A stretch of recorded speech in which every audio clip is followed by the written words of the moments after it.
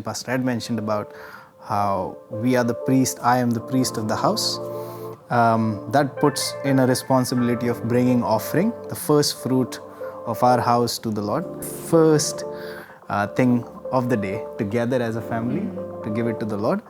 So when she wakes up, I'm making an intentional effort to wake up as well. Hers is 5:30, mine is usually 6. So now I have to wake up at 5:30 so that we can spend some time in prayer before she heads on to work. So these are some of the things that we are trying to intentionally work in our lives.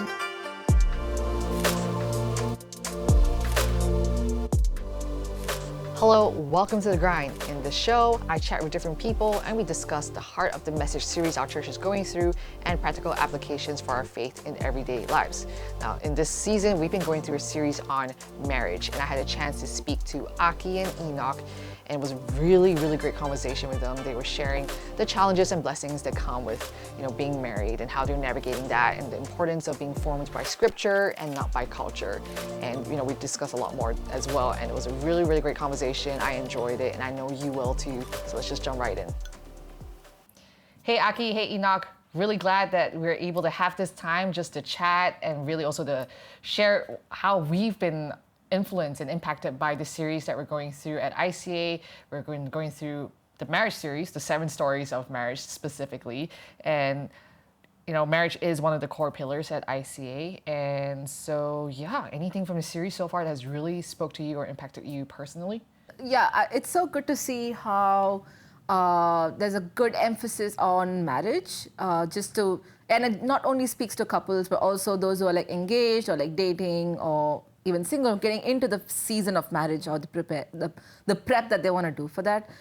Something that maybe stood out were the past couple of series where they spoke about like how the Satan attacks the marriage, or how there could be like sin that comes in and the weakness and the shame that it brings within the marriage. That's something that I think kind of stood out to me, because oftentimes we see couples going like, oh, like you're the problem, my wife is the problem, my husband's the problem. But it could be just Satan attacking both of them and makes it look like each other is a problem. So I think just shedding some light about that has been really, really good. Yeah. Yeah, it's true. Because one of the big things the pastor had said is that marriage is the first thing that Satan attacks, and not your finances, not your worship, but your marriage. And he did say that the series was for the singles. So I'm like, okay, well, let me try to glean what's for the singles, what's for the married, and they're definitely not applicable to me, is it though? And then but yeah, Enoch, how about you? What was something that really spoke to you? For me, it was when we were talking about Solomon's apple, where he shared how a marriage represents a garden image. That stood out to me quite a lot. Where we stay, we can do some gardening. When I was doing gardening, I saw the reason why things look the way it looks, the reason why it is pretty is because someone is working behind it. So a marriage comes out to be beautiful only if both the partners are actually putting an effort to make it beautiful that way. So that stood out a lot for me. How have you seen that play out in your marriage or your relationship? Nothing in our lives we have realized should take priority over our own marriage. It was also with the digital life as well. We slowly are getting there, where we are getting into digital Shabbat. Yeah. Oh, tell us more about this digital Shabbat. It's not easy for me. So I think being teachers, we're just constantly on our screens and prepping and teaching and doing something or the other. And when your downtime is also just scrolling on Instagram or YouTube, whatever. Saturdays is a digital kind of day off. It's not like we don't look at our phones at all, but we try and we spend more time with each other. We spend more time reading the Bible and spending more time in prayer. We just go down for brunch without our phones and just being more present with each other and also with God in our relationship, just being away from distractions, right? Away from any of those aimless dopamine rush that you get. Yeah, it's not been easy for me, especially because I do a lot of brain rotting. Only because I want to just keep everything away. I'm like, oh, the buzzing kids, constant noise. I just want to be on my own world. But also this is more important. We've been slowly taking mini baby steps. keeping our phone aside. That is the ultimate goal, though. Yeah. We want to get there where we want to keep the whole thing aside. And everyone around us would also understand that this is how they do it. Yeah. At the same time, that's just one of the steps that we have taken. But other than that, a couple of things God has been working in my heart as well. It was, Pastor Ed mentioned about how we are the priest, I am the priest of the house. That puts in a responsibility of bringing offering, the first fruit of our house to the Lord. So that also brings or gives, puts a responsibility on me to bring the first thing of the day together as a family to give it to the Lord. So when she wakes up, I'm making an intentional effort to wake up as well. Hers is 5:30, mine is usually 6. So now I have to wake up at 5:30 so that we can spend some time in prayer before she heads on to work. So these are some of the things that we are trying to intentionally work in our lives. Have you seen the change, like after making all these intentional like changes in life, have you seen your relationship, your marriage evolve? Yes, I would say yes. Definitely the phone thing has helped because we now spend time together talking about just things. talking and, sharing about how the week was. And I love to clean the house, and the weekend's the only day I get to do that. And he is probably just like, doing his practice for worship, the rehearsal for Sunday or something like that. So we are in our own space, but together.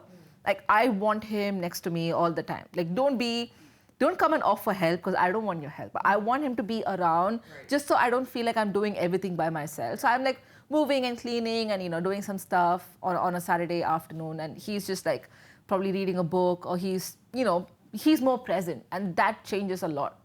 And if you're constantly on your device, it feels like you're just there physically, but you're not like there fully with the person. And that's something that does change the way that you look at things, and that can lead to conflict and misunderstanding, like, oh, you're not spending time with me and what's going on and this and that. But now we feel like we're fully there next to each other. I've been able to see the house as a temple now, where God resides. It's the inner court where God is present, and we constantly are bringing offerings from our words, our actions, with each other, how we deal with each other, how we speak with each other.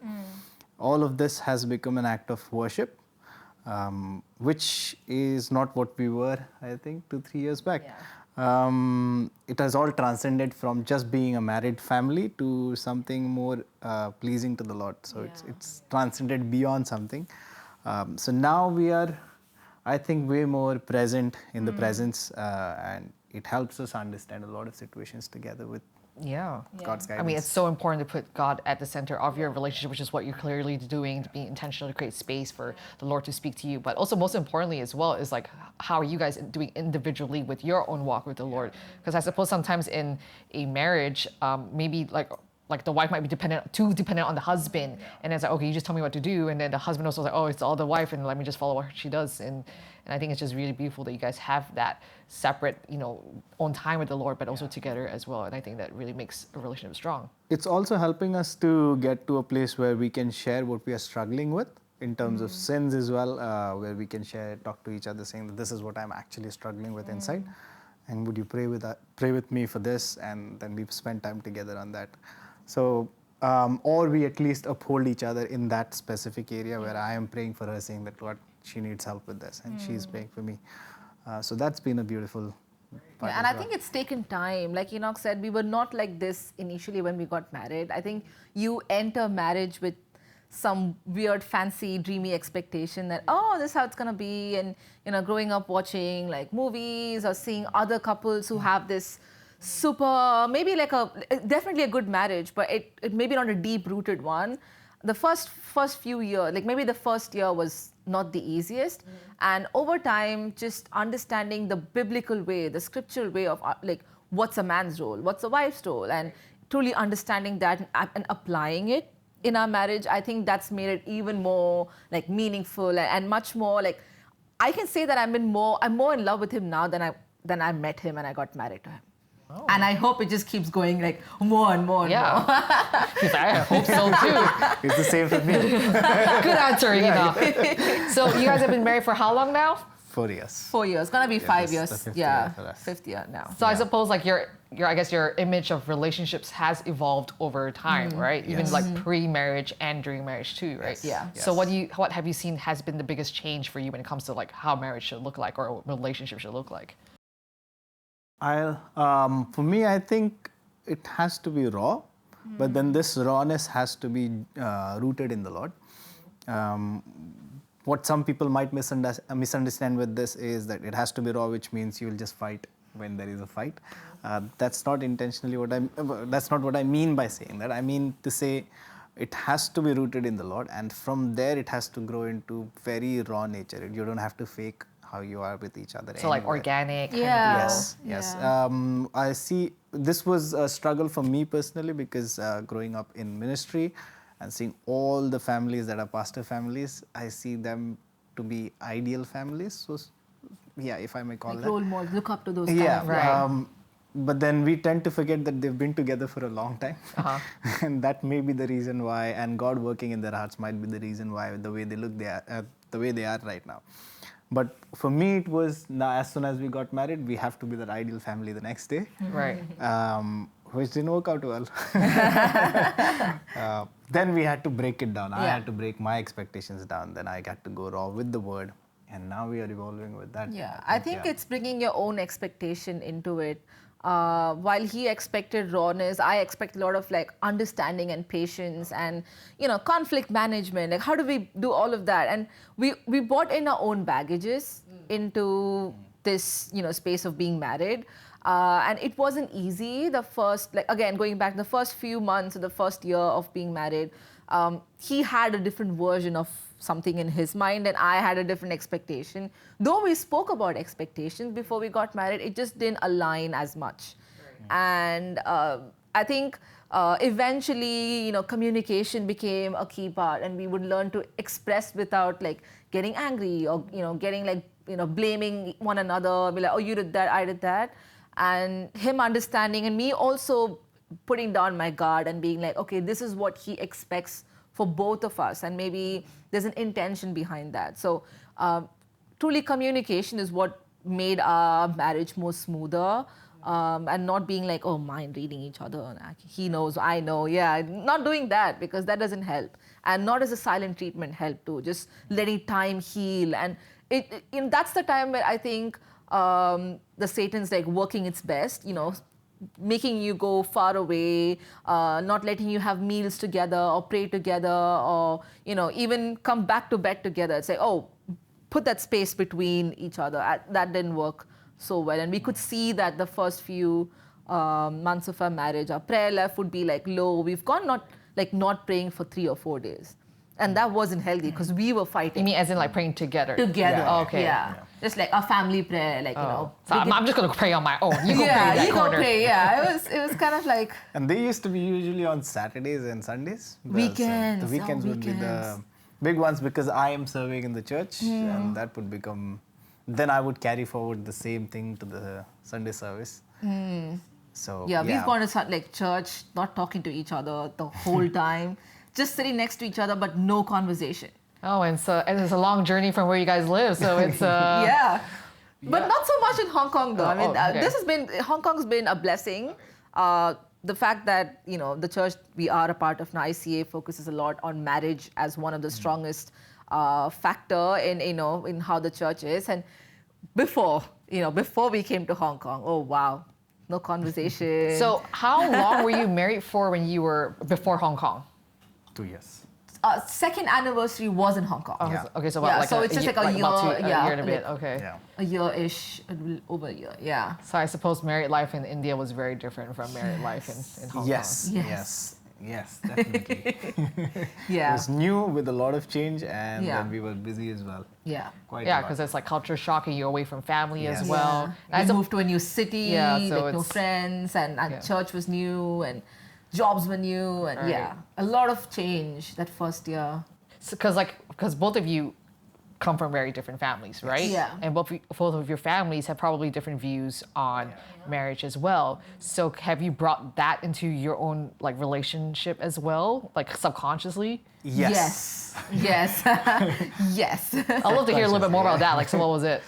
a general expectation that you would host a lot of people because my dad was a pastor. Okay. And you can tell yours. Oh, but we would not have guests a lot at home because both my parents were like workaholics. Okay. We've always been like moving and they would work so much, and we go out and we meet people, but no one comes home. So the Right. concept of hosting, having so many people come over, plan a meal and all of that stuff. Oh my goodness. I was, yeah, no way. And we got married, and this guy would love to call people home. Oh. And I'm like, oh, I don't know how to cook. I don't know what to do. And it would kind of be like, it was just dumped on me, Right. and not, he would tell me once he's told them. It was Oh. never like discussed with me. Oh, And that is danger zone, my dude. yeah, so I would always get the information once it's informed. That's something that he brought in. And with me, maybe I've seen my mom being the kind of like the head of the family. Weirdly, I think that's a very some of the culture have the maternal figure being stronger than Right. the dad. So I got that, and I would Wait, try is and that be a like, culture in India or no? like Not necessarily. not necessarily, Some yeah. cultures. Yeah, some part of India do have like a stronger maternal figure than Okay. a father figure. Okay. So I've always seen my mom being like the head of the house. Oh, okay, interesting. Contrary to what the Bible says. Right, yeah. And so when it came with like conflict and stuff, I would like be very fighty and like really, really feisty about that. I'm like, oh. Yeah. And this guy would go to the quiet zone. Because he's always, I think that's something he brought, that he would see his parents deal with it in a very, I'm going to be quiet, you're going to be quiet. And then we eventually deal with it. And that just didn't work well with me. I'm like, talk about it. What's going on in your mind? Like, we have to figure this out. And he's like, no, I need space. And he would just like be away. And that would bug me so much. Oh, wow, that would bug me a That's lot. interesting. So I hear that you've been influenced by family in terms Yeah. of how you approach relationships. Have you guys also been influenced by, say, growing up in India, like your friend groups, the media that you consume, or anything like that? Has that also influenced the way you've come and approach relationships as well? I think for her, Media for me, for sure. Like I grew up Yes. watching, the movies from the South and like the Bollywood films, and you would see like this man and this dreamy love and how the stuff that he does to fight for his girl and all that stuff. what I saw in the media never was a true thing in a lot of families. Being in a pastor, my dad being a missionary, we traveled in a lot of places. I saw so many broken families and constant fights and bickering. So that would put you off so much, and it was never the way that media would represent it. That was one. And the second thing, early on in my life, I think it was my brother or some other pastor who mentioned very clearly that love is not just a feeling, it is a commitment. Right. It is an intentional choice that you have to make every single day. And that stayed with me. So that I remember that every single time, that love is not just a feeling that comes and goes. But then, so when I proposed her, it was an intentional choice. It was Which not- happened like 6 months of being friends. Right. Yeah. Oh, you really thought about it. It was a choice. It was a choice. So I still make the choice of loving her every day. Yeah. That's nice. That's good. That's good. I mean, Pastor Red, that he did say that sometimes excitement is a feeling, and Yeah. it's really, and commitment is a decision, a choice. And and then he did say that love is patient. It is not passion. And I think Yeah. oftentimes I have also romanticized love before. I mean, I also am a consumer of media. So watching, for me, it wasn't Bollywood, it was Hollywood, and all these TV shows and everything. Like, oh, that's how romance should be. Like, oh, maybe I would meet my future husband in this setting, or maybe like all those like Miss whatever it is, right? Yeah. I definitely have been formed by Hollywood when it comes to culture and the whole like, yes, love is passionate, whatever it is. Even though I'm not the most like outwardly affectionate person, but still like, please, that'd be cool. But yeah, I think it was really good for like to be reminded that love is patient. It is not passion. And then there was one sermon where pastor was talking about like passion versus patience. Have you seen that evolve in your relationship? Because our relationship didn't begin with a lot of passion that way. Wow. Yeah, it was dead zone from my end in that. So I think we are heading the other way around. We are heading from patience to being passion. passionate. oh, interesting. That would be Interesting. nice. That is interesting. That From would patience be, to passion. There's a lot of like, again, a dreamy version of, this is how it should look like. And then you get married and you see like another person coming home to you and you're like, I didn't know this person. Who is this? Like, you would fight over, I don't know, the toothpaste not being kept the right way or something, like weird stuff, right?